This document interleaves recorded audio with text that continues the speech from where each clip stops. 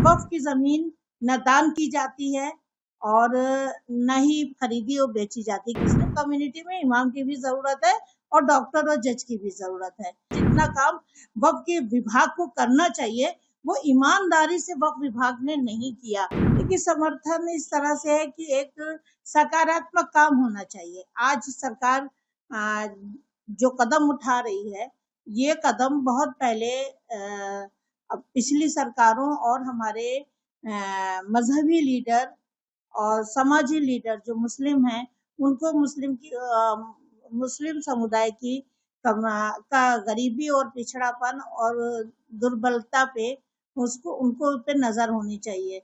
क्योंकि वक्फ की जमीन न दान की जाती है और न ही खरीदी और बेची जाती। क्योंकि वक्फ की जमीन शरई कानून के हिसाब से वो खुद दान कर देते हैं। लोग जो दान करते हैं उनका मकसद ही यही होता है कि समाज के गरीब पिछड़े और दबे कुचले गरीब असहाय बीमार लोगों के लिए शेल्टर होम हो, आश्रय होम हो, मदरसे हो जो बहुत अच्छे और एडवांस हो। कि एक इमाम मस्जिद मदरसे का या मस्जिद का एक इमाम भी हो तो वो एक IAS ऑफिसर हो, जज हो, अधिकारी हो, समाजी लीडर हो, राजनीति लीडर हो। हमें इमाम की जरूरत है। मुस्लिम कम्युनिटी में इमाम की भी जरूरत है और डॉक्टर और जज की भी जरूरत है। और महिलाओं के अधिकार जब वो उनके माँ बाप नहीं रहते उनको तलाक दे दिया जाता है तो वो कहाँ छत जाए, किसके छत पे जाए? क्या भाई के परिवार के पास जाकर के बैठ जाए, भाई अपने परिवार को पाले कि तलाकशुदा बहन का जीवन गुजारा करे?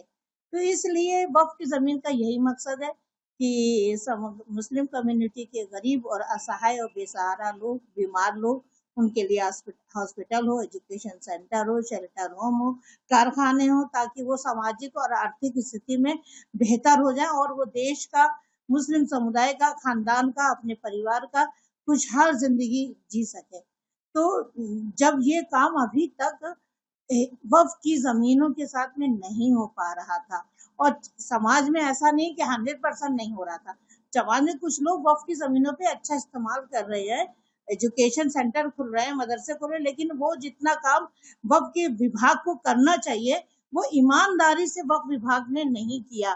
जमीनों की लूटमार होती रही, सही मकसद पूरा नहीं हुआ।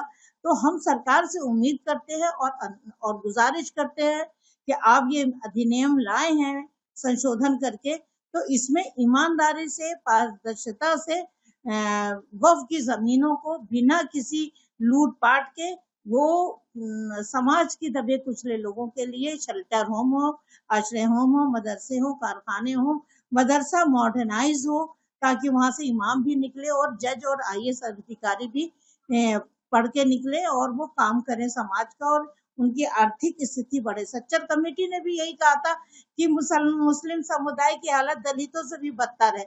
जब ये रिपोर्ट है तो उसको आप सच और सकारात्मक वर्तमान सरकार करे।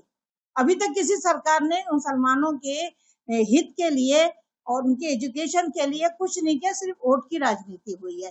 तो हम बीजेपी सरकार या वर्तमान सरकार से गुजारिश करते हैं कि आप अपने मकसद में पारदर्शिता और न्यायप्रिय तरीके से उन महिलाएं जो अधिकार वंचित है, न्याय वंचित थी, उन सबको वही कुछ मिले जो उनका हक बनता है और वक्फ की जमीन का देने का जो जायज मकसद था वो मकसद पूरा हो जाए।